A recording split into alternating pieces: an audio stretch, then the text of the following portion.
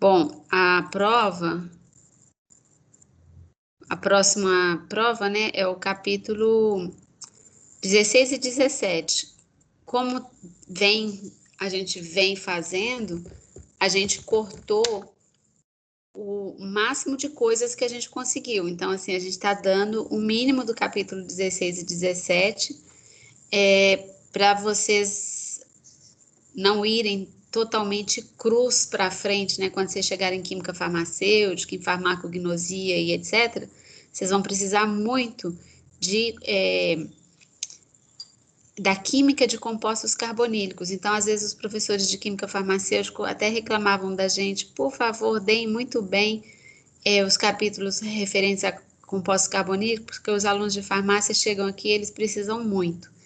Então, o 16 trata de aldeídos e cetonas e 17 trata da família do ácido carboxílico. A gente já viu um pouco dessa reatividade, gente, lá no capítulo 11, se eu não me engano, é o 11, que a gente viu a reação de aldeído com Grignard, com boridreto de sódio, com hidreto de lítio e alumínio, dando álcoois. Então, vocês já têm noção de como que é a reação.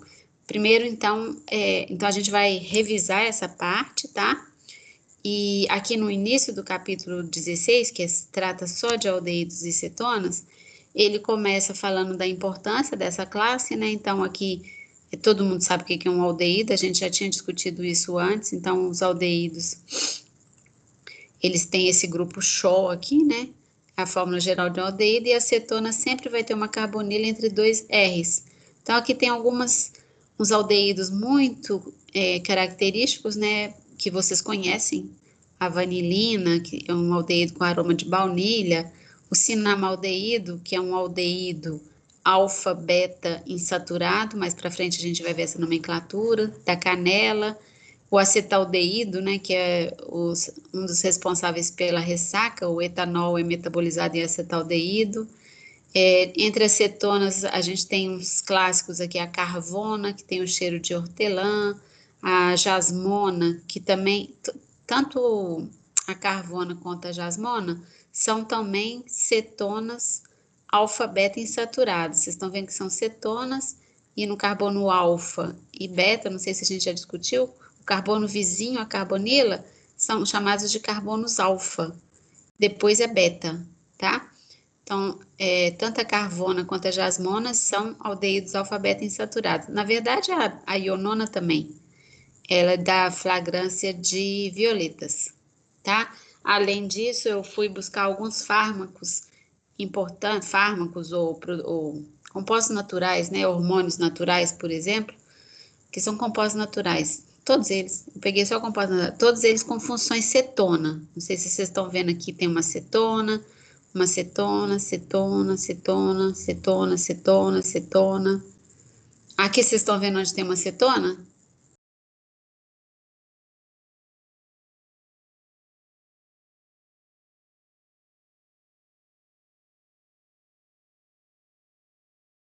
Quando a molécula começa a ficar grande, vocês ficam assim, oncotô, oncovô, toncovim. Perto desse ACO, do É, lado direito. aqui, né? Uhum. É. E então tem várias substâncias que você. Taxol é um antitumoral. Ele é muito usado, ele é isolado de planta, ele é muito usado para tratamento de vários tipos de tumores, refratários, inclusive. E aí eu até procurei fármacos com aldeído e eu não achei fármacos com aldeído. Aí eu me surpreendi, porque realmente não deve existir fármacos com aldeído, não, porque aldeídos são muito instáveis, assim, eles se oxidam com muita facilidade.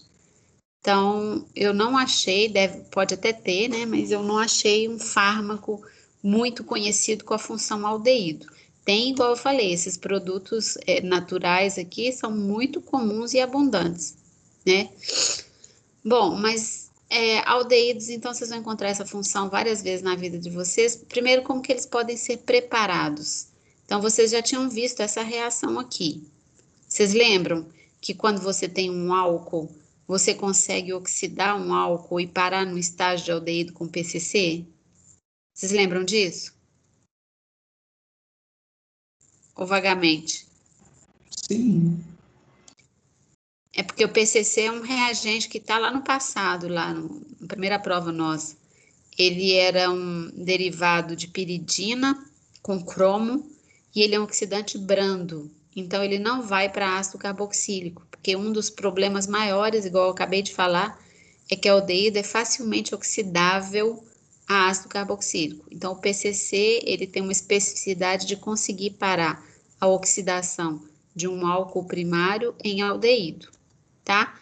Isso aqui, acho que a maioria não lembra, mas na Orgânica 1, eu acho, que vocês viram reações de quebra oxidativa de alcenos por ozonólise. Vocês viram isso? Eu não lembro de ter visto, não. É, é, no capítulo 7, se eu não me engano, vocês viam reações de dupla ligação. Isso aqui é o ozônio, tá? O ozônio, isso aqui é o solvente, temperatura que a reação faz. Isso aqui é um agente redutor, tá? Tem lá na Orgânica 1, tem um mecanismo desse processo, é um mecanismo bem complicadinho.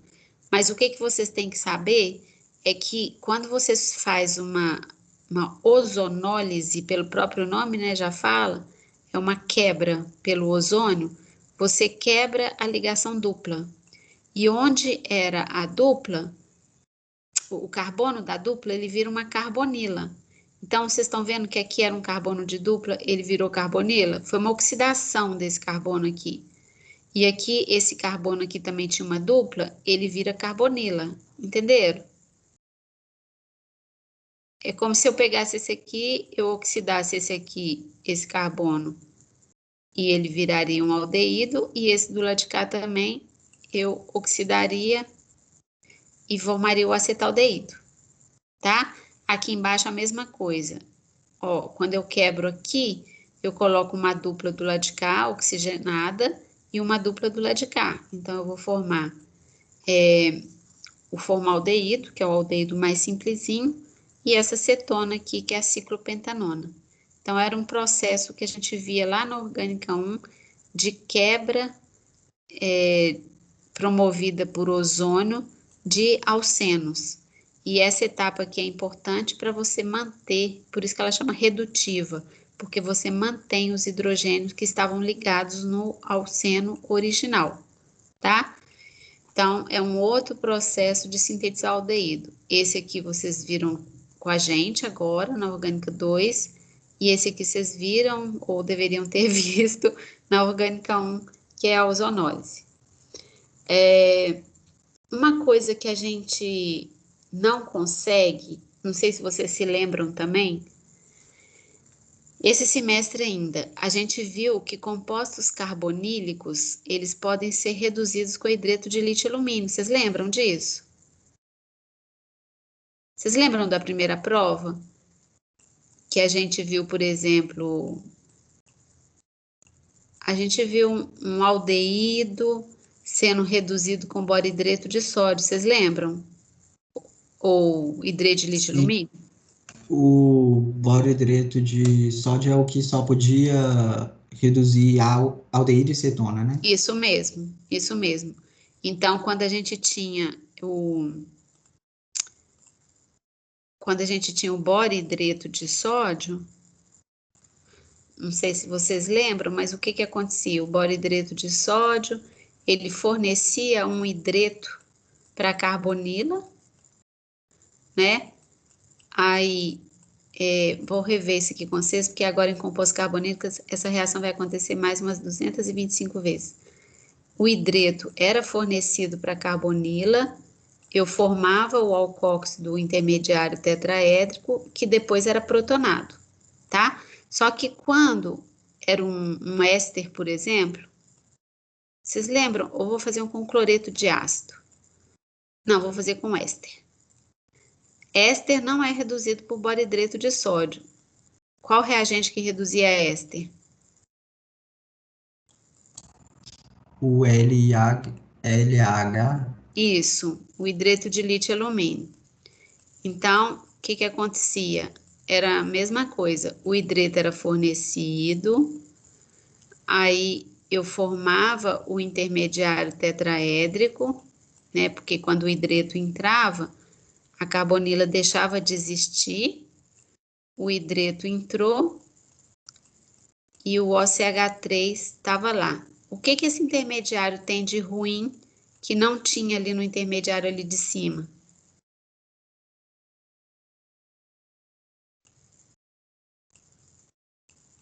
Vocês lembram disso? Estou falando isso. Por que que esse intermediário não é estável? Por que que ele não é estável? Porque tem os dois oxigênios próximos? Isso. Você tem repulsão, aí a tendência é isso voltar a ser sp2. Numa primeira etapa, formava o aldeído. E o que que acontecia com o aldeído? Ele parava como aldeído? Não, ele ia reagir de novo. Ele continuava reagindo com esse, né? Então, quando eu fazia a redução de um éster, eu ia formar, no final das contas, um álcool primário, tá? Isso aqui caiu na primeira prova de vocês. Ou seja, se eu usar esse tipo de reagente aqui, né? O LiAlH4+, eu não consigo parar no estágio de aldeído, porque o aldeído é muito reativo. Então, ele continua reagindo com o hidreto que está lá. Então, isso aqui a gente está relembrando que toda vez que a gente tem derivados de ácido carboxílico com hidreto de lítio-alumínio, eu não consigo parar no estágio de aldeído, porque o aldeído continua reagindo e vai para álcool. Mas agora eu estou interessada na síntese de aldeídos. Eu quero que pare aqui. Como eu faço para parar aqui? Então, não pode ser com aqueles reagentes que a gente viu antes, que os dois redutores que a gente estudou antes era boro-hidreto de sódio e hidreto de lítio-alumínio. Como eu entendi que o hidreto de lítio-alumínio não vai parar no aldeído, porque o aldeído continua reduzindo, então devem existir reagentes específicos para isso. E realmente existem alguns reagentes específicos para isso. Nós vamos mostrar no próximo slide.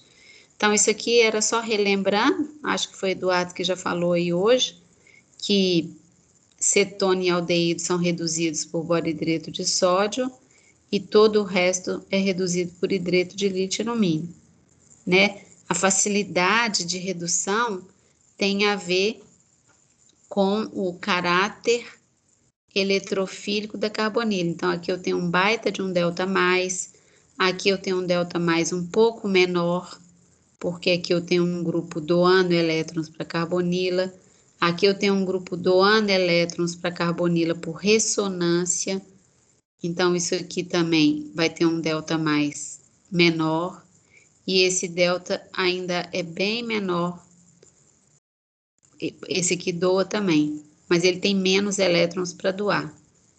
Esse aqui tem mais elétrons para doar porque tem um grupo R doando, tá? Mas isso aqui é relembrando. Então, os mais reativos, né, os mais eletrofílicos, são reduzidos pelo reagente mais fácil, menos reativo, e esse aqui, todo o resto, é reduzido pelo mais reativo. Mas isso não é bom porque o hidreto de lítio-alumínio continua reagindo com o aldeído, então não é possível usar esse reagente para eu parar nesse estágio. Mas e se eu quiser aldeído? Então, dois derivados do hidreto de lítio-alumínio podem ser usados, né? Não é derivados, é que tem alguma semelhança estrutural com o hidreto de lítio-alumínio. Um é esse aqui, ó, que vai aparecer muito nos exercícios, ele chama diisobutil hidreto de diisobutil, isso aqui é um isobutil, tá?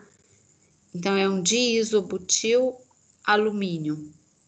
Hidreto de diisobutil alumínio. O hidreto é o hidrogênio que está ligado ao alumínio, né? Ele vai ser doado como hidreto, então ele vai ser doado como par de elétrons. E esse aqui é o hidreto de triterquibutoxi alumínio e lítio. Não precisa guardar o nome, mas vocês estão vendo a fórmula, vocês vão lembrar que é um hidreto, tem três grupos terbotóxido ligado a ele. Estão vendo o grupo terbotóxido? Você sempre pergunta o que é um TecBu. Um terbotóxido é esse aqui. vem do terbutanol, né? Então, isso aqui é um hidreto de triterbutox, alumínio e lítio. Parece com aquele hidreto de lítio-alumínio que a gente viu antes. Esses reagentes, eles são capazes de parar no estágio de aldeído, tá? Então, o Dibal, ele possui 2 grupos volumosos, e esses grupos volumosos fazem com que ele seja menos reativo que o hidreto de lítio-alumínio, e ele é usado a menos 78 graus para parar em aldeído. E esse outro aqui, ele possui 3 átomos de oxigênio ligado ao alumínio, que também tornam esse alumínio menos nucleofílico que o hidreto de lítio-alumínio, tá? Então, ele é menos reativo. Então, ele é um pouco menos reativo, então ele para no estágio de aldeído. Vejam aqui, ó, que cloretos de ácido e os ésteres podem ser reduzidos a aldeídos empregando-se o Dibal, aqui está o Dibal, ou o hidreto de triterbutox, alumínio e lítio, tá? Essas reduções são possíveis.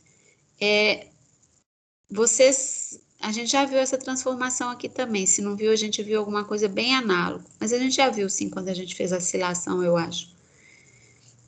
Você tem um ácido carboxílico e você quer transformar o ácido carboxílico num cloreto de acila, você vai tratar, então você está convertendo OH em Cl. Transformar OH em Cl, você sabe fazer de várias formas. Por exemplo, quando você tinha um álcool para transformar no haleto de alquila, você usava o cloretionila, o PCl3, o PCl5, ou mesila. Você tem várias metodologias para transformar um OH num cloreto, tá? Então, aqui ele mostrou um que é o mais usado, é você misturar um ácido carboxílico com cloreto de tionila. A gente já viu esse mecanismo antes também, lá no capítulo de álcoois. E aí, isso aqui é o cloreto de tionila, e aí você transforma isso num cloreto de acila. E o cloreto de acila reagindo com esses 2 reagentes muito impedidos, eles vão parar no estágio de aldeído. Se eu usasse borhidreto de sódio ou hidreto de lítio-alumínio, o que ia acontecer, gente?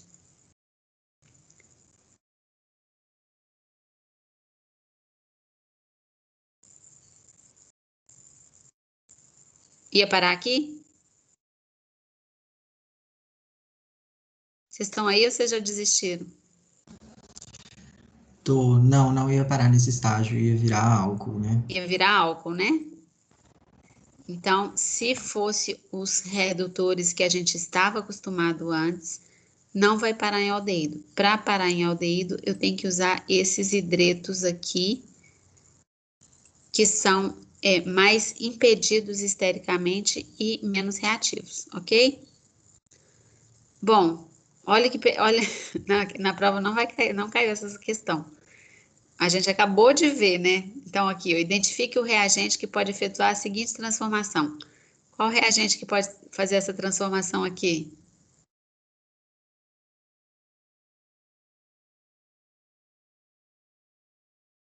Qual letra? C. C, né? Vocês estão reconhecendo o hidreto aqui, grandão, né? O hidreto impedido, né? Se vê isso aqui, ó, é o alumínio ligado ao hidreto. Estão vendo aqui os 3 grupos terbotóxico. Aí, se você desenhar a estrutura de Lewis, vai ficar alguma coisa assim. O alumínio com 4 ligações, ele vai ser negativo. E aí, quando ele vai ser negativo, o lítio está aqui formando um par iônico com ele. Tá? Então, essa é a estrutura dele e a gente acabou de ver que ele é o redutor para parar em aldeído. Agora, o mecanismo dessa reação, gente, se eu tivesse que fazer, é igual a gente eu fiz no outro slide, né? É sempre o hidreto, o fornecedor de hidreto, dá o hidreto para cá. a carbonila deixa de existir, porque senão o carbono fica com 5 ligações. Aí eu tenho o intermediário tetraédrico. Neste caso, o intermediário tetraédrico também, ele não é estável. Por quê? Par de elétrons trombando com par de elétrons. Trombando não, né? Mas está uma distância de 109. Aqui eles estavam com uma distância de 120. Então, já gera uma repulsão aqui. A tendência desse composto é voltar a CsP2 e expulsar o cloreto, tá? Então, ele fornece hidreto igual aos outros reagentes de hidreto. E aqui, qual que é o produto orgânico final desta reação? Podem pensar. O que vai fazer aqui esse Dibble? O Dibble, ele fornece um hidreto também, tá? Eu sempre, vocês podem decorar, mas igual eu falei para vocês, eu gosto muito de pôr um mecanismo, né, da reação para vocês enxergarem o hidreto vindo atacar aqui. E o que acontece? Eu vou dar 3 minutos para vocês pensarem aí.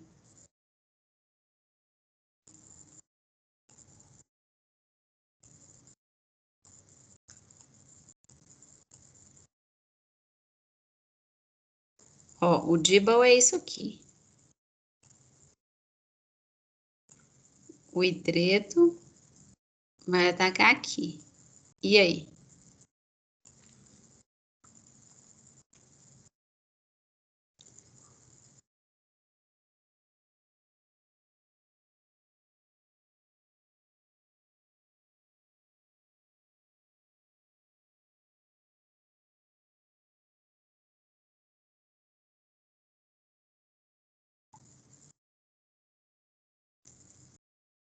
Enxergaram?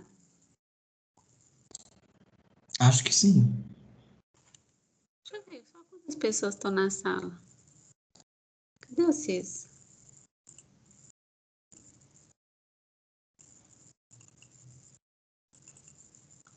Mas por que eu não estou na reunião, Você tem gente? que clicar nessa janelinha que tá no canto. Isso. Achei. Ah, tem 6. São os meus fiéis, né? Acho que. Ah, tá faltando uns fiéis aqui hoje. Vamos lá. Então, gente.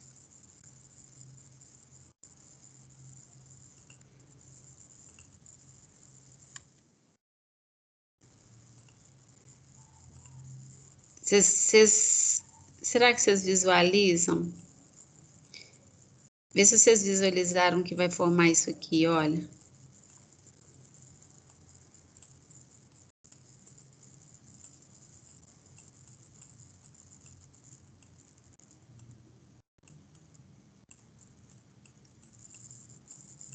Foi isso? Foi, eu só tinha esquecido do hidrogênio em Aqui? cima, no aldeído. Não, no aldeído. Não, porque o Dibble tá lá, né? Então, tem o alumínio, ele é o fornecedor do hidreto. Né?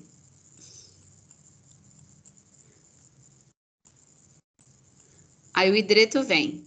Quando o hidreto ataca a carbonila, o que acontece? A carbonila se desfaz, né? Então, num primeiro momento, eu vou ter aqui isso, O menos, o hidreto que entrou e o resto ligado, ok? Só que isso aqui, de novo, eu desenhei o oxigênio do lado de cá, mas isso é tetraédrico, né? Então a diferença, deixa eu até desenhar do lado de lá para vocês enxergarem melhor. Eu poderia ter desenhado assim para vocês enxergarem. Moléculas, vocês podem girar ela do jeito que vocês quiserem, né? Então você pode ter aqui O menos e H. O hidreto entrou na carbonila. Só que agora, ó, tem repulsão. Então, com essa repulsão, a tendência é isso voltar a ser carbonila e isso abrir. Então, eu vou ter aqui em cima a formação de um C OOH, e aqui embaixo eu vou ter O- quando isso abrir. Só que eu tenho uma etapa de elaboração aqui, ó, H3O+. Aí eu protonei, ok? Acompanharam, gente? Ou vocês só deixaram o computador ligado aí e foram embora?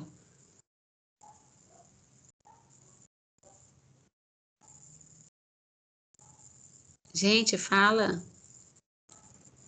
Eu acompanhei. O Eduardo é o único que Acompanhei, fala. sim. Eu também. Então, tá bom. 3. O meu gato tá falando mais que vocês. E esse aqui?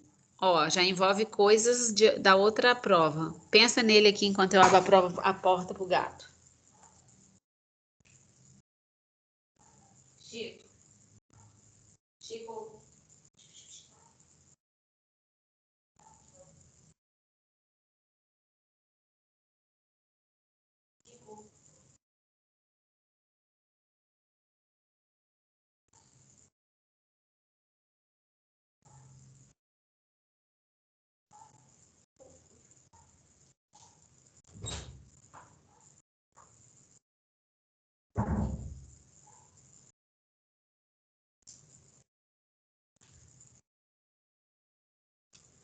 Qual a resposta, gente? 3. 3, né?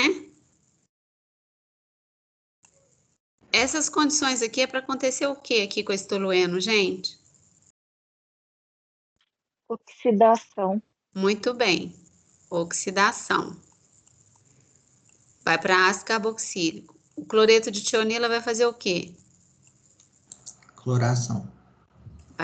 Vai transformar, né, não sei se fala cloração, mas transforma o ácido no cloreto de acila. E depois você vai ver aqui, ó, você tem que reconhecer que isso é um redutor volumoso, e você para no estágio aldeído, tá? Não tem como você vir para ácido, para cetona, para isso aqui. Você para no estágio aldeído. Então, a resposta é a 3 mesmo, tá? Bom, então, esses são os métodos que a gente viu de síntese de aldeído, hein? Revisando. A gente viu PCC, a gente viu ozonólise de alquenos e a gente viu redução de compostos carbonílicos com esses dois reagentes fornecedores de hidreto aqui, ok? Bom, e cetona? Como que a gente obtém cetona? Cetona pode ser por ozonólise de alceno também, mesma coisa, só se que esses alcenos, eles já são substituídos, né? Então, se você tiver alcenos mais substituído na dupla, é a mesma coisa do outro caminho lá, ó.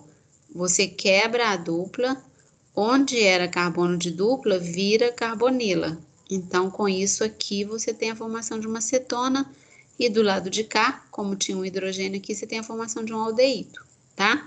Então, ozonólise é um jeito que a gente já viu de formar cetona. A acilação de Friedel-Crafts era um jeito de formar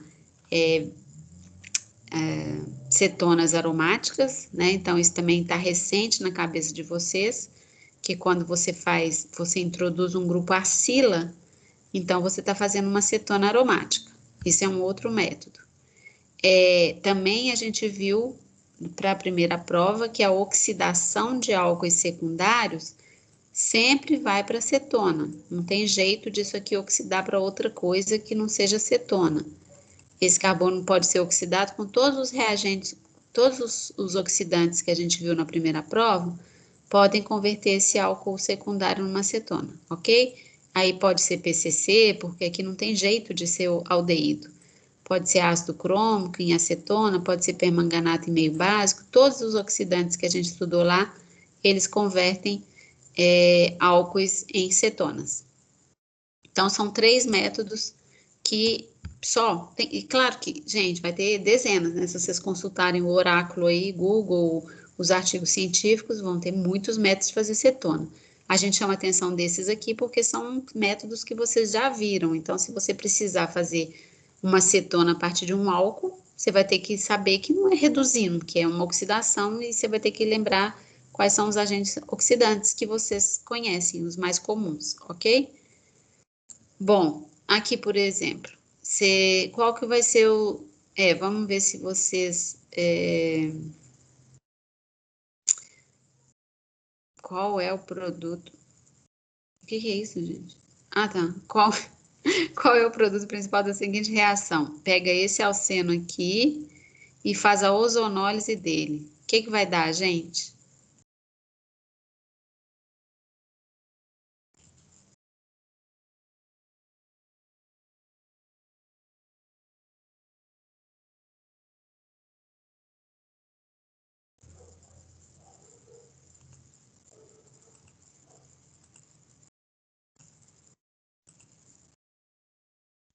Vamos ver se vocês entenderam a ozonólise.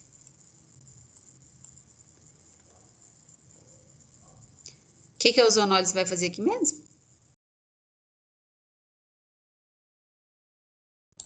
Quebrar a dupla. Quebrar a dupla. E quando quebra a dupla, o que forma nesse carbono aqui de cima?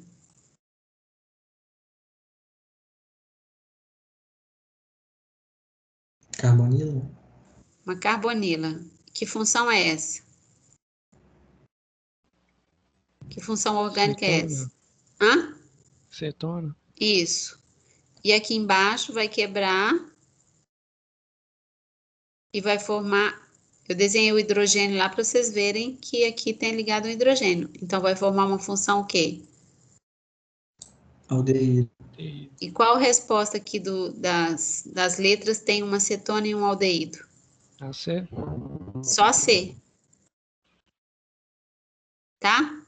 Então, é só você imaginar que a dupla vai ser quebrada e onde era carbono, vira carbonila. Tem todo um mecanismo envolvido que a gente não vai discutir, tá? Quem quiser ver, tá lá no Orgânica 1.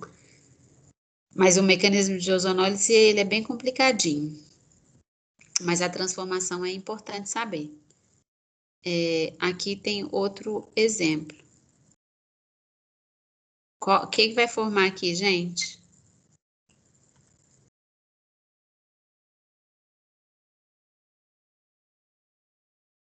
Isso aqui com PCC. Forma cetona. Cetona. Né? Porque não é um álcool primário, é um álcool secundário. Então, oxidação de álcool secundário só pode ir para cetona. E aqui embaixo é uma reação que vocês acabaram de fazer na prova, que é uma acilação, ó, VaLCl3 e cloreto de acila é uma acilação de Friedel-Crafts, né? Então, isso aqui formou uma cetona. Tá bom?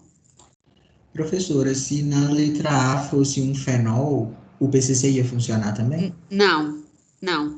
Certo. O carbono não tem mais como ser oxidado no anel aromático, tá? Beleza. Então, vamos para frente.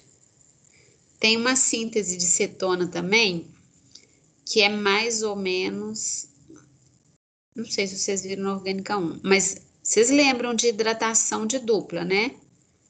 A hidratação de dupla forma um álcool, né? Entra um H de um lado e o OH do outro, e a hidratação você faz com meio aquoso, H3 ou mais, você faz a hidratação. E segue a regra de Markov-Nikov.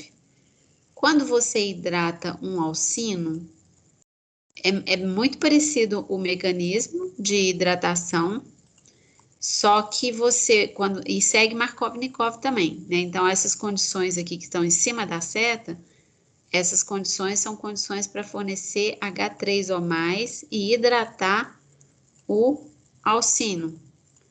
E a hidratação é Markov-Nikov, ou seja, o hidrogênio, ele entra no carbono, aqui ó, tem um carbono, que não está desenhado, e um H. Então, o hidrogênio aqui tem um outro carbono.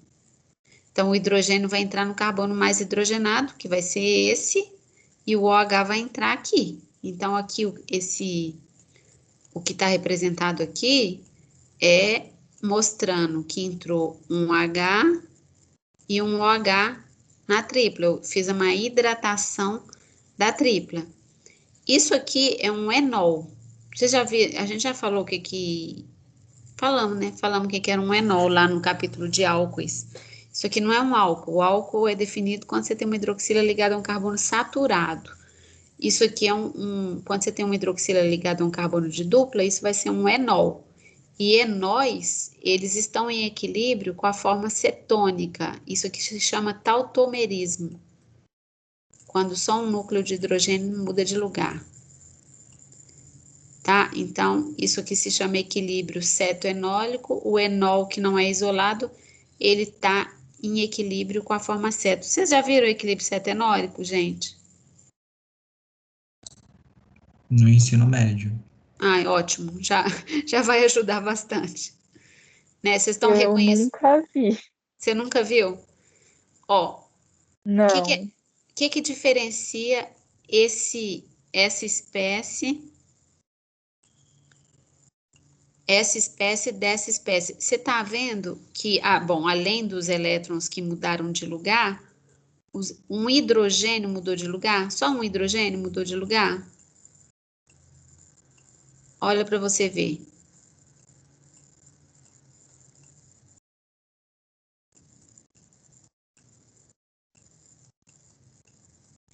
É como, veja, se você fizesse isso aqui, ó, se esse par de elétrons viesse para cá formando uma dupla, essa dupla tinha que sair daqui, não tinha? Quando essa dupla sai, entendeu por que eu estou falando? Ó, se esse par de elétrons viesse para cá, esse carbono ficaria com 5 ligações. Aí, elétrons de dupla pode sair. Se esse elétron de dupla sair aqui e pegar esse próton, vai formar esse composto. Então, os compostos carbonílicos, de forma geral, eles estão sempre em equilíbrio com a forma enólica dele. Só que se você pegar um pote dessa cetona, 99,999% das moléculas vão estar nessa forma e 0,0000001 vai estar nessa forma, tá? Sempre isso aqui vai ser um equilíbrio. Só que o equilíbrio... isso era uma seta. Só que o equilíbrio, no equilíbrio cetenólico, sempre ele vai estar, sempre assim, a maioria das vezes, né? Isso aqui é uma setinha. Ele vai estar para a forma ceto, porque a ligação carbono-oxigênio, ela é mais forte que a ligação carbono-carbono. Então, você tem uma dupla CO, estabiliza mais o sistema que uma dupla CC. Quer ver? Eu vou mostrar aqui para vocês outros equilíbrios cetoenólicos. Por exemplo, se você pegar a ciclohexanona, 99,9999% dela vai estar nessa forma. Vai ter um pouquinho que vai estar nessa forma aqui.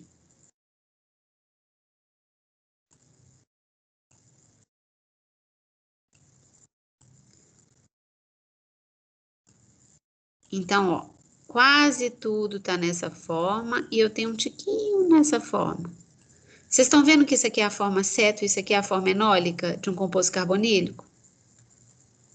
Sim. Vou desenhar outro aldeído aqui para você ver, ó. Isso aqui é um aldeído. E isso aqui é a forma ceto dele.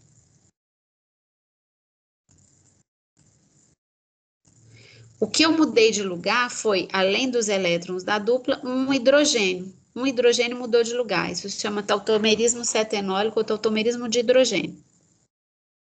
Tá? Mais para frente, a gente vai estudar que a interconversão dessas espécies pode ser acelerada tanto em meio ácido quanto em meio básico. Por enquanto, eu só quero que você reconheça o que é um composto ceto, o que é a sua forma enólica. O que é um composto, aqui é aldo, né, aldeído, e a sua forma enólica. Você está reconhecendo? Ou sim. Tá. Então, é só assim, quando você pega esse enol, a forma ceto dele é uma cetona. Então, um jeito de fazer cetona é pegar um alcino, hidratar, e o enol vai se converter na cetona, tá? Aqui tá mostrando um exemplo. Deixa eu tirar isso aqui.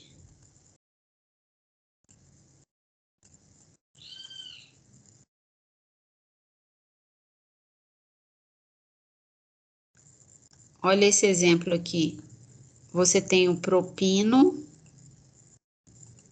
aí isso aqui é condição de hidratação, isso aqui é um ácido de Lewis, tá? O mercúrio aqui só tá como ácido de Lewis para acelerar a reação, mas não precisa preocupar com ele não. Aí você vai ter uma adição de água Markov-Nikov, ou seja, vai entrar um hidrogênio aqui e um OH aqui, que foi o que foi mostrado aqui, ó. Formou-se um enol e esse enol está em equilíbrio com a forma ceto. A forma ceto é onde eu tenho a dupla ligação sendo formada e o hidrogênio vem para cá. Então, a força motriz para que esses compostos existam principalmente na forma carbonílica é a força da ligação CO. Então, eu tenho duas ligações CO, a ligação CO é mais forte que a ligação carbono-carbono. Então, energeticamente é favorável você ter a formação no equilíbrio, você ter mais a forma ceto. Olha, então a resposta desse exercício vai ser qual letra, gente? Tem letra não. Qual composto?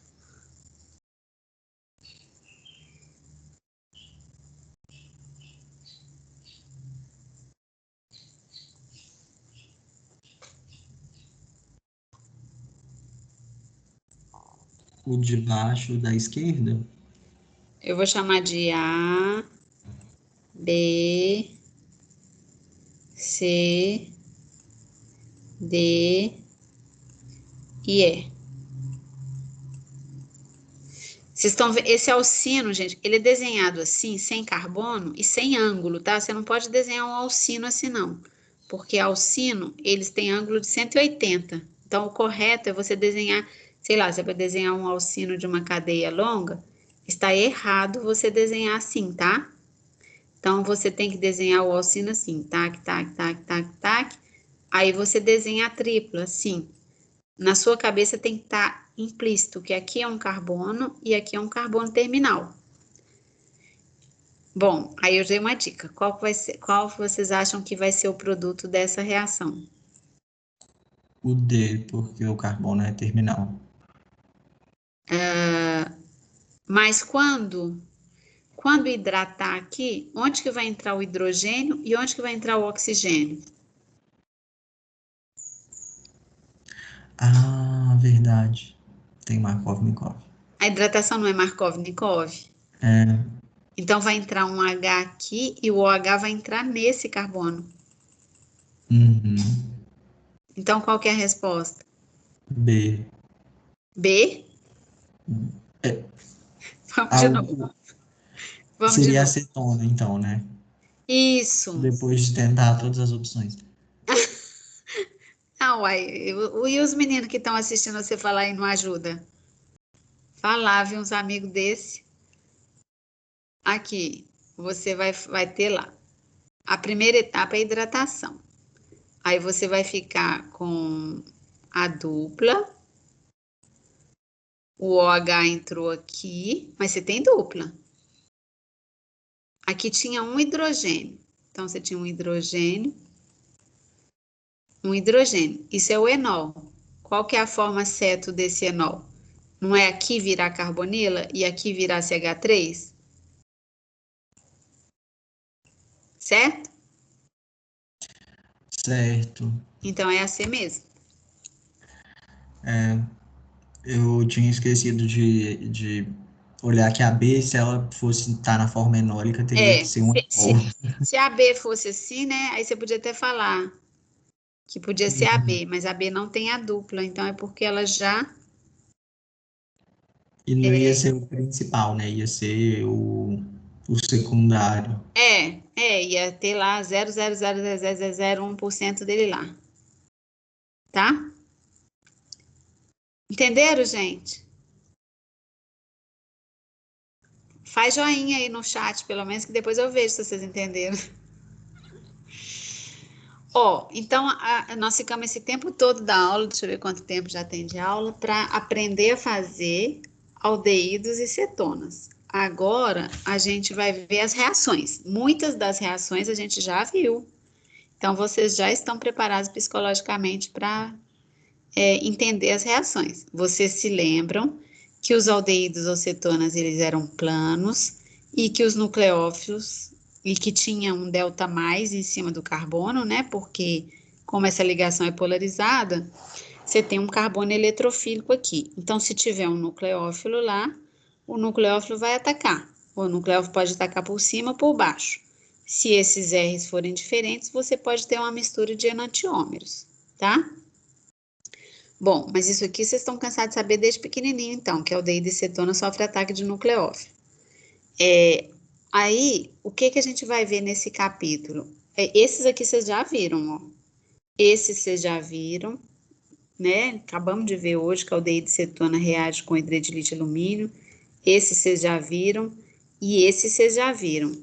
Quais outros que vocês... Os outros aqui são nucleófilos que vocês não viram e que a gente vai ver nesse capítulo. Esse aqui a gente até nem vai ver, não. Mas é a mesma coisa desse aqui. Então, vários nucleófilos podem atacar um grupo carbonila, tá? Vejam que o nucleófilo se adiciona e eu vou ter um produto, então, de adição. O nucleófilo vai se adicionar à carbonila, que era trigonal, e eu vou ter a formação de um composto tetraédrico. Então, aqui a gente vai ver álcoois atacando compostos carbonílicos, dióis atacando compostos carbonílicos, compostos nitrogenados atacando carbonila, pode ser uma amina primária, uma amina secundária. A gente vai ver nitrilas, não, cianeto atacando.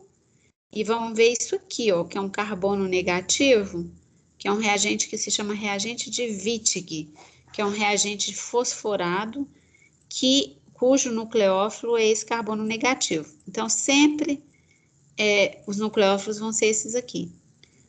Suponhamos que vocês nunca tenham visto essa reação, gente. Essas reações que a gente vai ver. Vocês já têm capacidade de falar, por exemplo, se eu pegar qual que ia ser um produto baseado no que a gente viu de mecanismo. Se eu pegasse esse benzaldeído, vocês nunca viram mecanismo de reação, mas eu estou repetindo na cabeça de vocês sem parar que carbonila de aldeído e cetona é atacado por nucleófilo. Aí eu tivesse esse aldeído e eu falasse para vocês assim, eu peguei esse aldeído, eu reagi com cianeto, isso é cianeto, carbono negativo, nucleofílico. E depois eu acidulei o meio. Vocês têm condições de me falar o produto que a gente vai obter aqui. Vocês querem tentar, por favor? Fazendo setinha? E eu vou lá para o chat esperar vocês me responderem.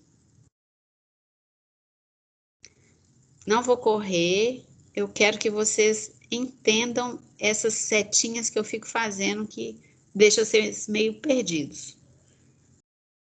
Quero que vocês peguem um papel, desenhem esse aldeído, desenhem o cianeto atacando e depois taquem H3 ou mais lá e me deem a estrutura do produto. Depois que vocês fizerem isso, vocês vão tirar uma foto e colocar para mim no chat. Ok? Primeiro que fizer ganha 2 pontos imaginários.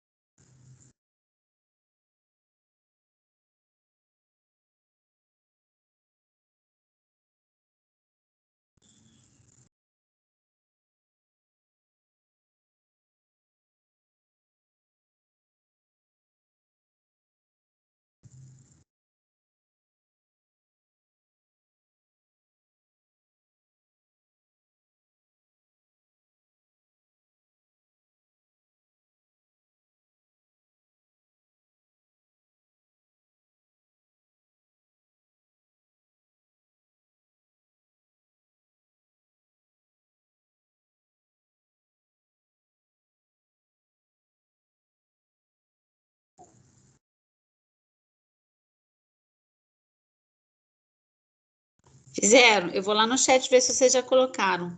Imagina, eu não consigo falar nem vocês, não consigo nem fazer vocês falarem. Vamos ver se eu consigo pôr vocês para postarem coisas no chat.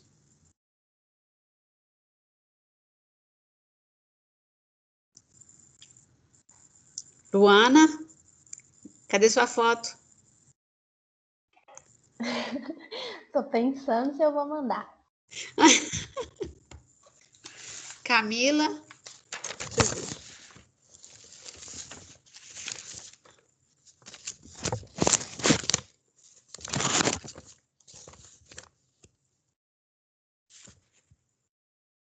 Tem uma lista aqui, ó, com quem vem na aula. Ó. Eu fiz uma lista com quem vem na aula.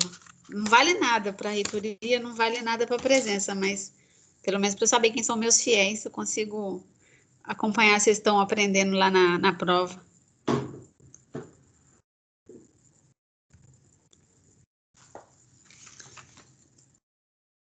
Caio, já fez? Já mandou a foto? Eu fiz, só que eu tô pensando como é que eu mando, que eu não tenho Teams no celular, não. Aqui, manda para mim no privado, no WhatsApp. Tá, eu vou mandar.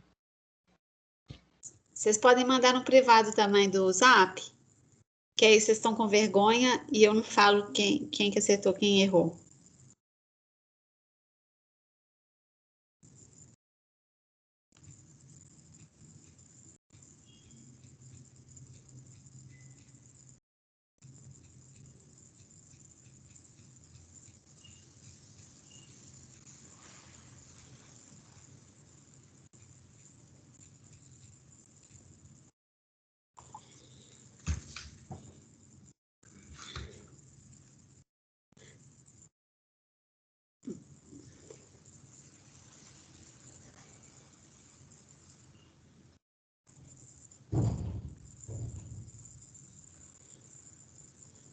Certinho, Eduardo. Você só tem que, se você fosse fazer mecanismo, né, lá na química farmacêutica, quando você vai protonar, por exemplo, você tem que abrir a estrutura do hidrônio, sabe? Ah, tá. Para Eu mostrar que você está pegando eu aquele próton. jeito só. Um próton, ok. Isso. Giovana, tá certíssimo o primeiro ataque. Aí depois, Giovana, quando você vai protonar o O-, aí a setinha é o contrário, porque por convenção a seta sai do negativo para o positivo. Então você teria que sair com a seta do oxigênio, que é o negativo, para o próton, ok? Mas é isso mesmo, o primeiro ataque certíssimo, nucleófilo atacando, porque tá vendo que com o mecanismo você enxerga o produto final, porque você não tem que decorar. Se você entender que o nucleófilo atacou, aí você forma o O-, esse O- vem pegar o próton. Aí você neutraliza, ok? Deixa Ok. eu ver quem mais.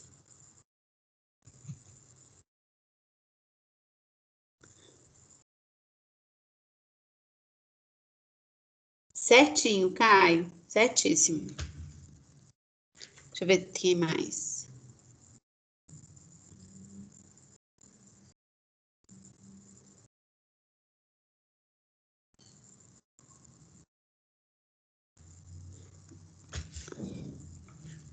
Luana, Karina e Camila estão as tímidas, né?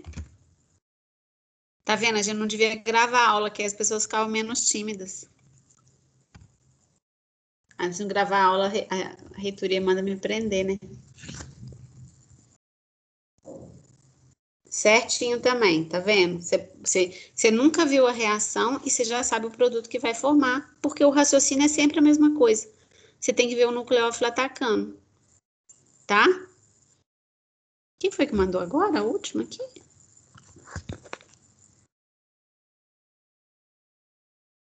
É pior que vocês mandam. Ah, peraí, tem a fotinha. Deixa eu ver se eu reconheço pela fotinha. Ah, mas as meninas estão sem foto aqui, a Karina e a Camila estão sem foto. Quem que mandou? Tem cabelo enroladinho. Põe o nome põe o nome. É um pessoal que não tem microfone. Que eu não consigo ouvir? Enfim, alguém de cabelo enroladinho que mandou está certo, Caio está certo, Eduardo está certo, Giovana está certo, acho que vai ficar faltando a Camila e a Karina, não sei. Luana também não mandou, não. É você, Luana, que tem?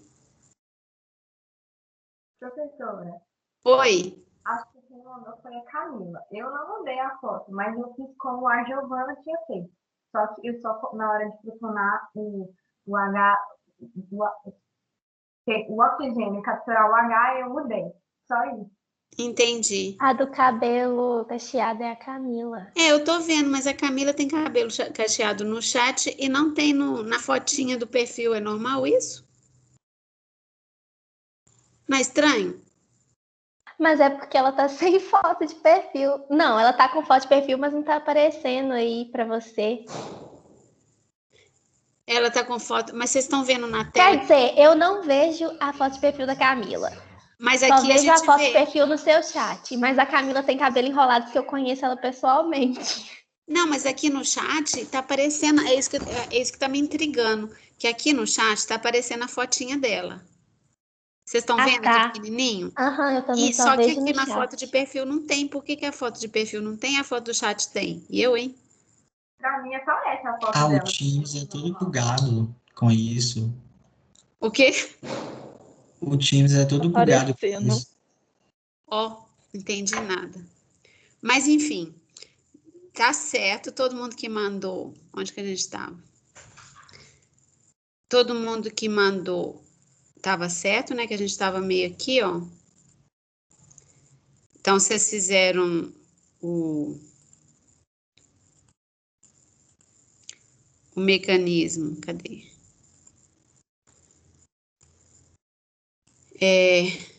Todo mundo pegou o cianeto e atacou lá na carbonila. Então, pega lá o par de elétrons e atacou a carbonila. Aí, quando ataca a carbonila, forma o tal do intermediário tetraédrico, porque a carbonila é desfeita, e aí você vai formar CO-,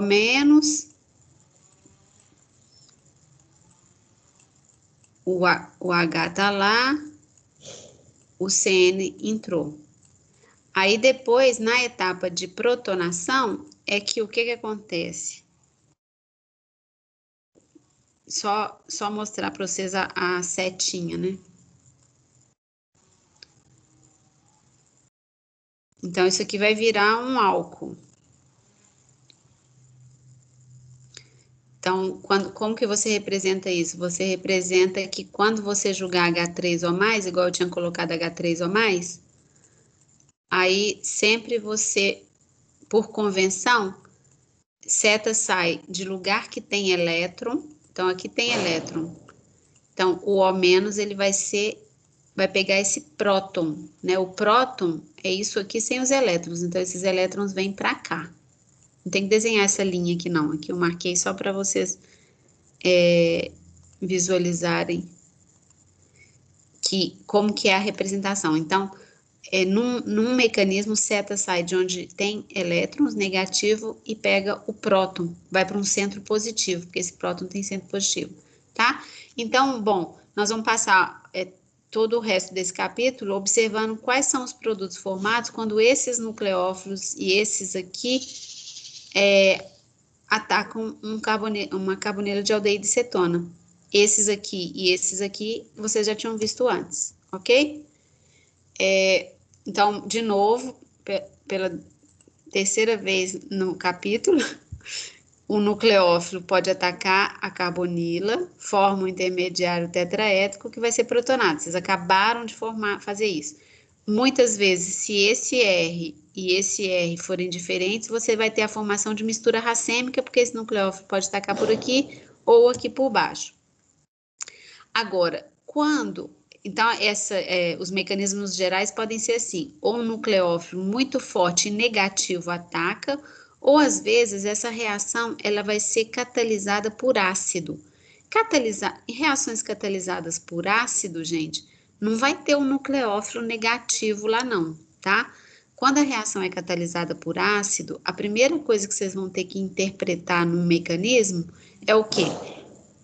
A carbonila vai ser protonada. Então, toda vez que você coloca um composto carbonílico qualquer em meio ácido, a primeira coisa que acontece é a protonação dessa carbonila, tá? Então, aqui está representada a protonação da carbonila. Quando você protona a carbonila, você aumenta ainda mais a eletrofilia desse carbono, porque como o oxigênio está positivo, ele está puxando muitos elétrons. Então, ele está deixando esse carbono super positivo. Então, se aqui eu tinha um delta mais, quando eu protono o oxigênio, esse delta mais aumenta muito. Então, eu aumento mais ainda a reatividade do composto carbonílico, tá? Aqui está desenhando uma estrutura de ressonância para ele, mas é claro que essa estrutura de ressonância aqui contribui mais, porque todo mundo está com o octeto completo.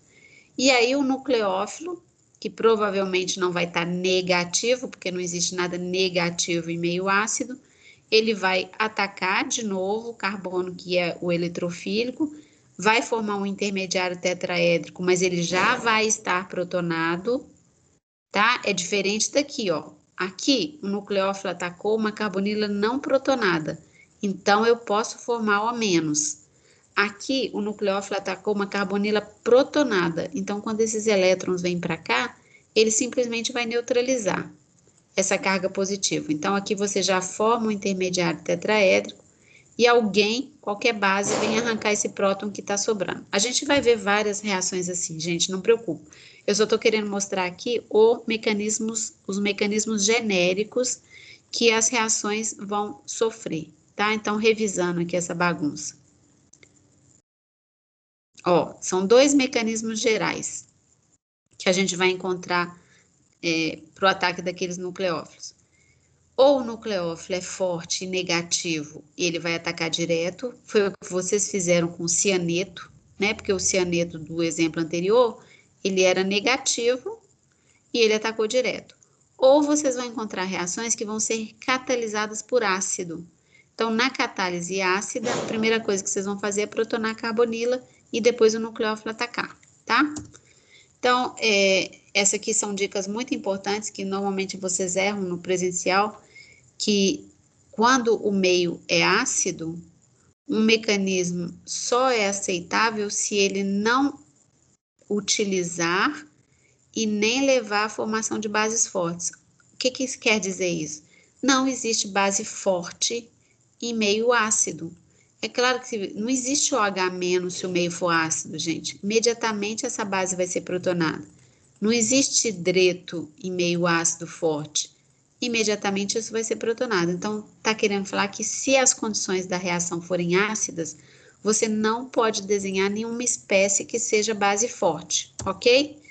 Então, por exemplo, aqui está falando que o meio é ácido, tá vendo? Quando está em cima da seta assim, água, H3 ou mais, o meio é ácido. Então, você estaria errando se você atacasse com água e formasse O- aqui. Não existe O- em meio ácido. Então, se você visse essa condição lá, a primeira coisa que você tinha que fazer era protonar a carbonila. Porque se você protonasse a carbonila aqui, nunca você ia chegar nesse alcóxido. Entenderam? Entenderam, gente? Entendi, sim. Então, é muito importante olhar o que tem em cima da seta. Se tivesse água pura, não tem problema fazer esse ataque, não, tá? E formar O-, porque não tinha outro jeito. Agora, se tiver ácido, você não pode representar espécies básicas fortes lá. Então, o correto seria isso, ó. Protonar primeiro, atacar a água. Aí você tá vendo que tudo que você representa não tem nada de base forte, ok? E se se a condição for básica, né? Aqui, por exemplo, você está vendo uma condição básica.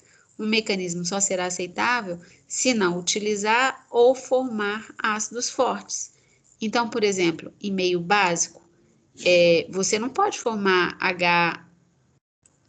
um oxigênio positivo, porque isso aqui é uma espécie muito ácida, um oxigênio positivo, ele está ligado a 2 hidrogênios. Se você for olhar na tabela de pKa, esses hidrogênios aqui são muito ácidos, tá? E o meio tá básico. Então, você não deve formar espécies muito ácidas em meio básico. Então, o correto aqui é você representar com a base atacando, formando O-, tá bom? Então, assim, a gente não cobra, mas talvez dessa vez a gente possa até cobrar na prova, né? Dar um mecanismo e pergunta o que está errado. A gente não pede para vocês fazerem, mas pelo menos enxergarem essas coisas. É muito importante você olhar o que está lá em cima da seta, tá bom? Para na hora de vocês forem pensar o que está acontecendo. Bom, então, outra coisa que a gente tem que ver, a gente já discutiu um pouco sobre isso, sobre a reatividade relativa de aldeídos e cetonas frente a um nucleófilo.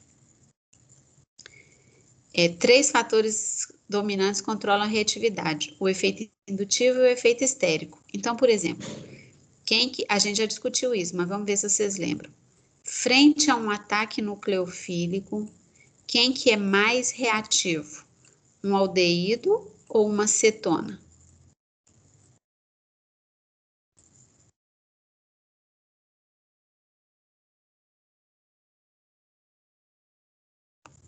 A dica é, vocês têm que olhar o tamanho do delta mais em cima desse carbono da carbonila. Quanto mais positivo, mais susceptível para o ataque nucleofílico.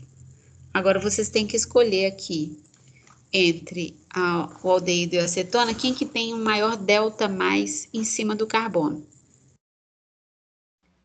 A Eu cetona? aldeído. 50, deu 50%. Eu iria no aldeído também. O aldeído é o quê? Eu falaria que o aldeído é mais ácido, é mais delta positivo. Então tá certo. O aldeído é mais eletropositivo, tá? Ou eletrofílico. Aqui é um pouco menor, por quê, gente?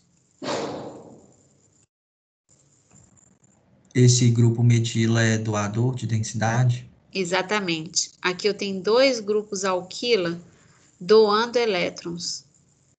Aqui eu só tenho um grupo alquila doando elétrons, tá?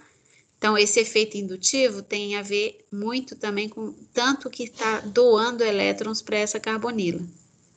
Então, aqui, por exemplo, também tem uma grande diferença de reatividade entre, por exemplo, quando você tem...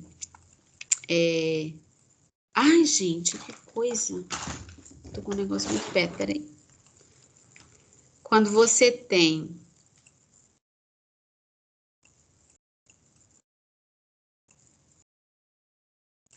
uma cetona, por exemplo, alfa-beta insaturada, e você tem uma cetona normal, qual que você... Não, eu vou falar. A cetona mais reativa é essa aqui. Por quê?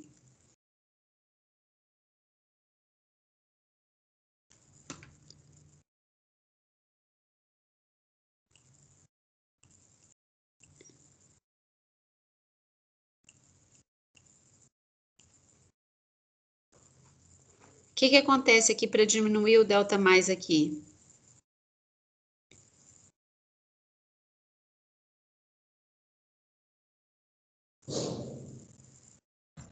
Ressonância? Ressonância, né? Esse par de elétrons, ele pode ser doado aqui, ele não está conjugado. Então, essa doação por ressonância diminui o delta mais aqui. Aqui eu só tenho efeito doador por efeito indutivo. Aqui eu tenho ressonância. Então, a ressonância joga elétrons para cima desse carbono. Então, se joga elétrons para cima do carbono, diminui o delta mais em cima dele, entenderam? Ok, gente? Já apaguei. Ninguém falou nada? Então, o efeito indutivo, aqui, isso que a gente acabou de falar, né? A gente só comparou a aldeído e cetona. O carbono da carbonila é menos positivo, porque possui 2 grupos alquila doando. Então, aqui eles deixaram o delta mais até do mesmo tamanho, mas esse exemplo aqui é bem visual, que aqui você só tem um delta mais muito maior do que aqui. Aqui tem um outro exemplo também de substituintes que são polares, adjacentes ao carbono carbonílico, eles tornam a carbonila mais reativa. Então, por exemplo, a carbonila já é positiva aqui. Se eu tiver um substituinte polar aqui, eu tenho esses dipolos próximos que se repelem, tá? Dipolo positivo com dipolo positivo. Dipolo positivo com dipolo positivo. Se a carbonila sofreu um ataque de um nucleófilo, gente, esse carbono aqui, esse composto vai se converter em alguma coisa assim, ó. Eu já vou até protonar, faz de conta que ele já sofreu o ataque do nucleófilo e já protonou.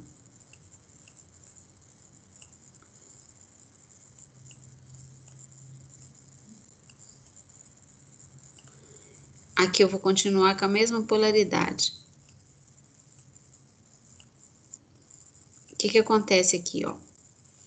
Aqui eu continuo com o mesmo, o mais do mesmo tamanho aqui, né? É até um dipolo aqui, peraí.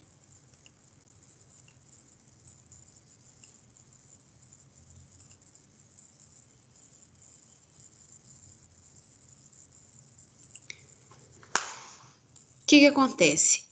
O delta mais aqui é bem grande, porque esse oxigênio, ele é hibridizado sp2. Oxigênio sp2, ele é mais eletronegativo do que o oxigênio sp3, tá bom?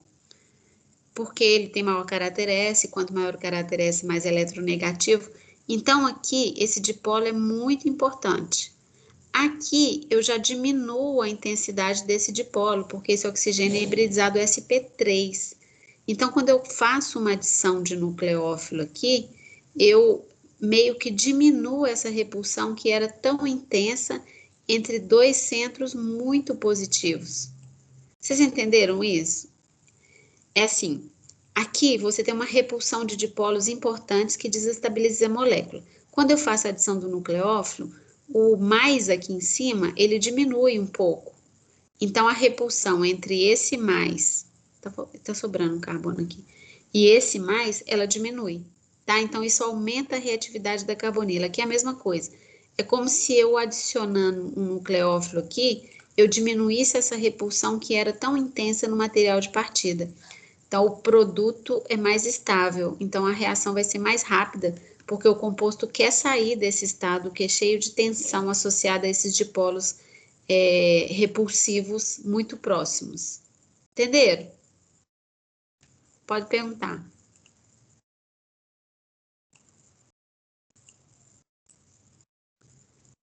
Bom, eu vou para frente. Depois, quando vocês estudarem, se vocês tiverem dúvidas, vocês me perguntem aqui. O efeito estérico também, ele é muito importante, que grupos volumosos adjacentes à carbonila causam muita tensão no produto de adição, mais do que na carbonila, e reduz a reatividade. Você tem que pensar num estado de transição. O que eu quero falar com isso? Estão vendo essa seta aqui? Esse sinal aqui de maior? Esse aldeído, ele é muito mais reativo que essa cetona, que é muito mais reativo do que essa cetona. O que acontece? Isso aqui é plano, isso aqui é plano, isso aqui é plano. Mas quando o nucleófilo começa a atacar, começa-se a formar um estado de transição tetraédrico, né? Então, no estado de transição, o que vai acontecer? Não vou desenhar o estado de transição, vou desenhar isso aqui. Isso aqui, vocês sabem que isso aqui é o fenila, né? Estou desenhando um estado de transição tridimensional, não. O que eu quero enxergar, que eu quero mostrar para vocês é o seguinte. A distância entre esse núcleo e esse núcleo aqui era de 120. E aqui mais ou menos 120, e aqui mais ou menos 120. Agora, esses grupos já começaram a ficar 109, mais próximos. Isso é no estado de transição, tá, gente? Isso tudo pensando na reação. Aqui tá os reagentes, aí vai formar o estado de transição, depois tem o produto. O estado de transição é esse aqui, onde o nucleófilo começa a entrar. e a ligação dupla começa a se quebrar. O que acontece? Quando é hidrogênio, não tem repulsão nenhuma, esse estado de transição tem essa energia aqui, por exemplo. Quando eu troco isso aqui, por exemplo, para um terbutila, o estado de transição já tem muito mais energia associada a essa repulsão, porque eu tenho um oxigênio, um negócio grandão, o nucleófilo, o fenila, todo mundo comprimido ali, com uma distância de aproximadamente 109 entre eles. Isso faz com que a energia do estado de transição vá lá para cima. Então, a reação vai ser mais lenta, tá? Não tem a ver com a face de ataque, porque todos esses compostos, carbonila é plana, né, gente? Vocês têm que pensar no estado de transição. Quanto mais energético for um estado de transição, isso é só vocês pensarem na curvinha. Quanto mais energético for o estado de transição, maior a energia de ativação para conseguir vencê-lo, mais lenta vai ser a reação. Então, se eu tiver um estado de transição com alta repulsão, a energia dele vai estar cá em cima. Muito mais alta do que se eu estivesse fazendo com esse aqui. Esse aqui ia ter uma energia pequenininha, então essa reação ia ser muito mais rápida. Tá? Então, essas reações de ataque à carbonila, elas são muito sensíveis a impedimento estérico, mas vocês têm que pensar no estado de transição que leva ao produto final. Então, o que acontece é que se eu tiver que comparar a reatividade desses compostos carbonílicos, esse aqui vai ser muito mais lento de sofrer ataque nucleofílico do que esse, tá? Então, o efeito estérico aqui, ele vai, inclusive, predominar sobre o efeito de indutivo, né? Enfim, então, aldeídos e cetonas sofrem efeito indutivo e efeito estérico, sempre pensando no produto tetraédrico, no estado de transição. Eu prefiro que vocês pensem sempre no estado de transição que leva aos produtos tetraédricos correspondentes. Bom, então agora vocês, baseado em tudo isso que a gente falou, qual é, em geral, a ordem decrescente, então, do mais reativo para o menos reativo dos compostos carbonilados vistos a seguir diante de reagentes nucleofílicos? O que vocês acham? Quem que é o mais reativo de todos?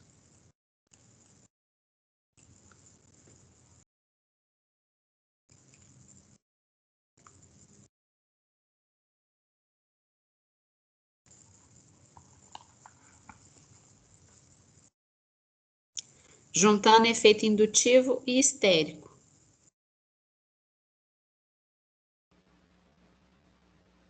É o 4? O 4, né? O 4 é o mais reativo. Ele não tem ninguém doando elétrons, porque hidrogênio não doa elétrons para carbonila, então ele tem um baita de um delta mais. E ele também não tem impedimento estérico nenhum, porque quando vai formar o tetraedro lá, são só 2 hidrogênios pequenininhos se repelindo, concorda? Então, o 4 é o mais reativo. Depois dele, quem é o segundo?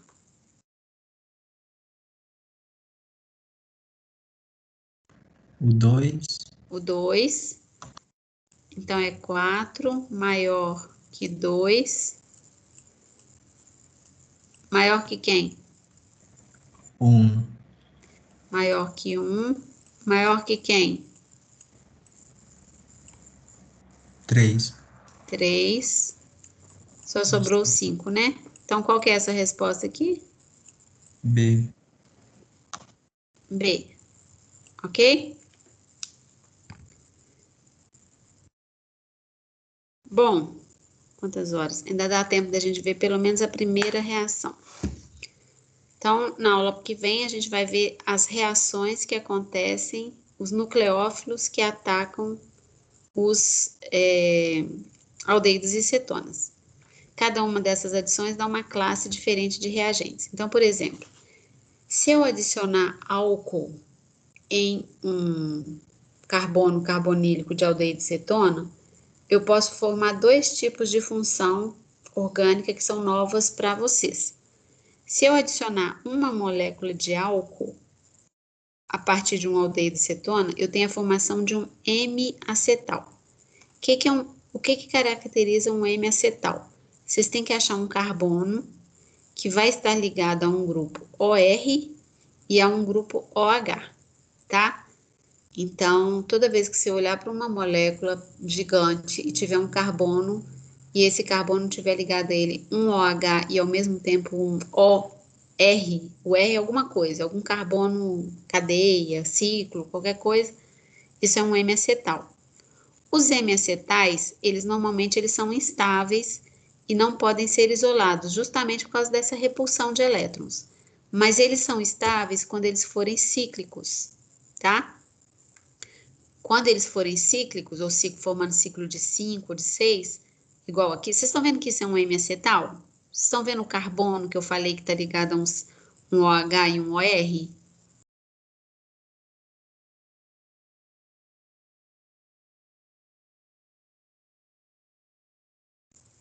Qual carbono dessa molécula que está ligada? Vou chamar de carbono 1, 2, 3. Qual carbono dessa molécula está ligado ao mesmo tempo a um OH e a um O alguma coisa?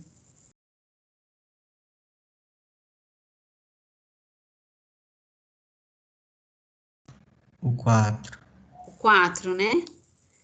O carbono 4 é um carbono que está ligado ao mesmo tempo a um OH, e se você andar para cá, ele vai estar ligado a um OR.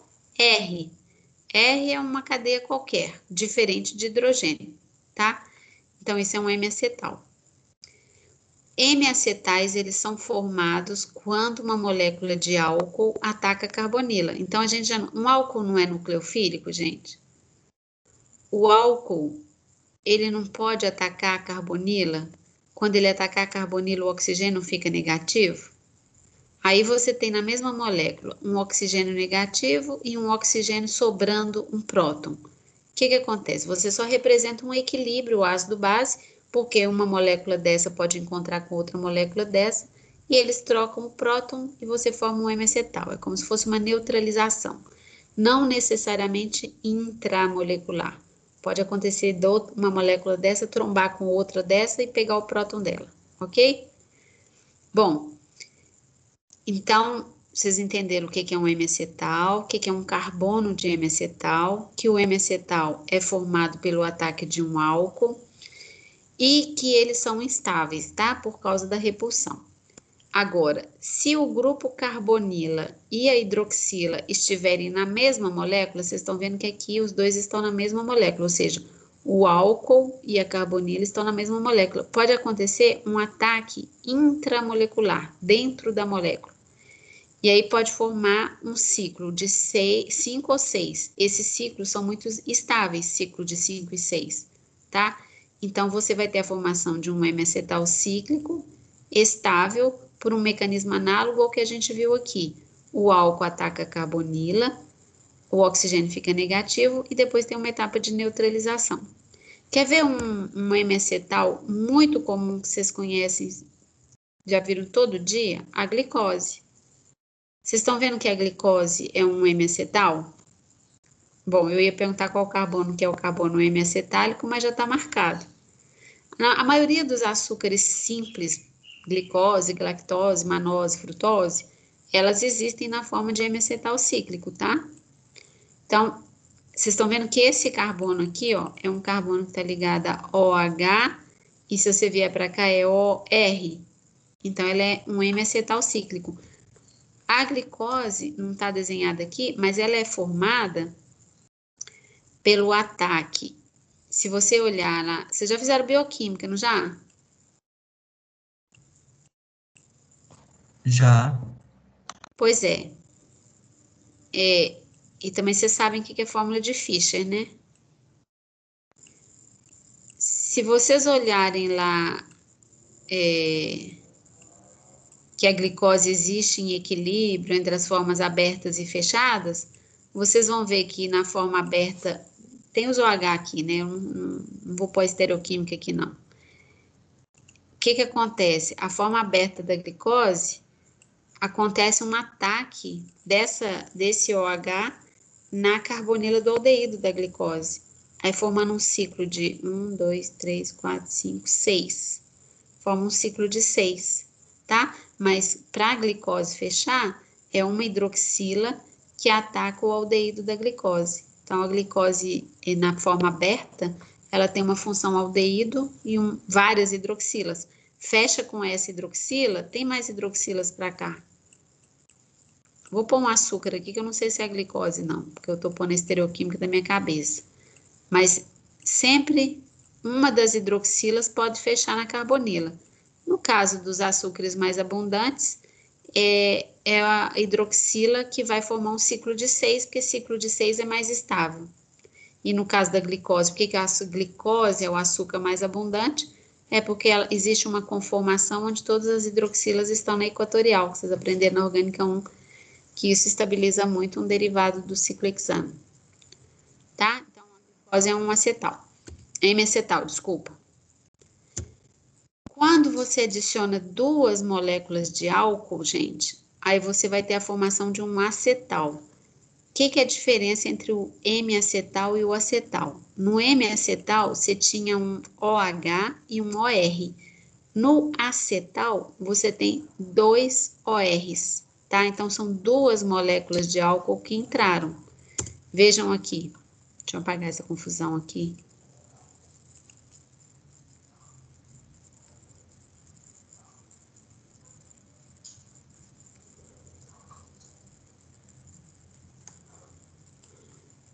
Vejam.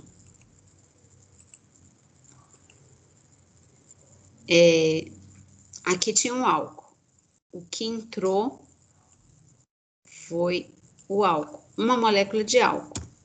Aqui o que está entrando são 2 moléculas de álcool, tá? Então, quando você entra com 2 moléculas de álcool no aldeído cetona, você passa pelo M-acetal, mas depois a gente vai ver que se o meio tiver ácido, né, os acetais só se formam em meio ácido. O M-acetal continua reagindo e vai parar em acetal, tá? A reação ela é reversível, como a gente já discutiu algumas vezes, a gente não discutiu ainda não, mas vamos discutir. Essas reações envolvendo compostos carbonílicos, elas são equilíbrios reversíveis. Então, se eu tiver um aldeído e uma cetona e colocar muito álcool, eu formo o acetal.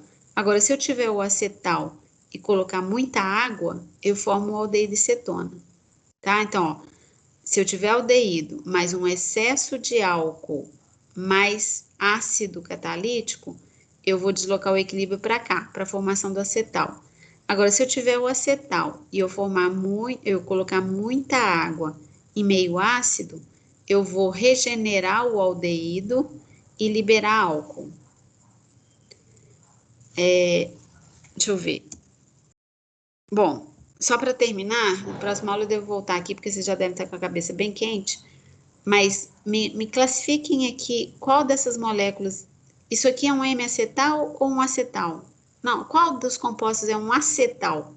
O 1, o 2, o 3 ou o 4?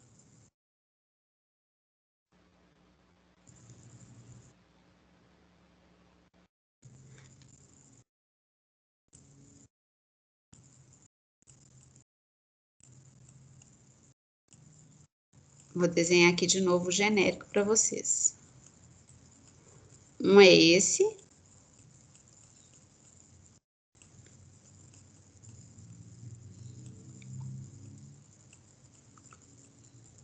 E o outro é esse.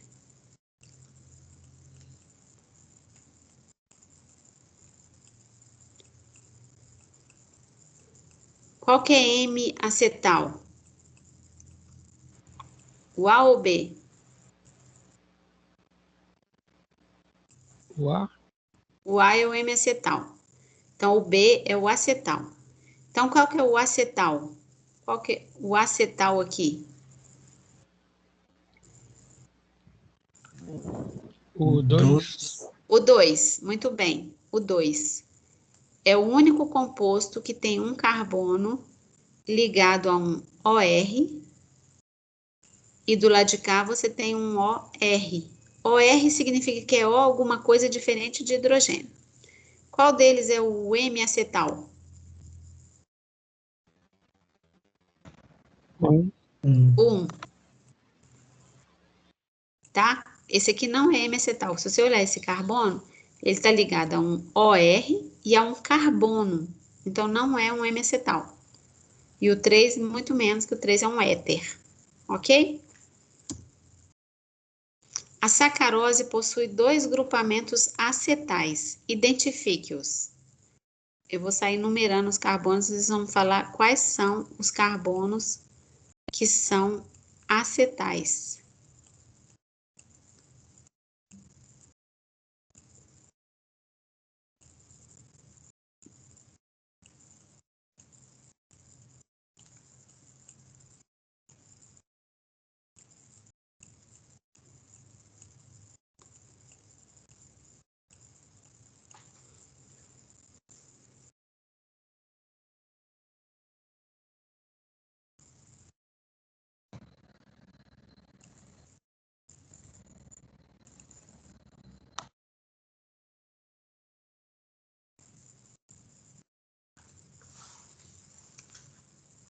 Acharam?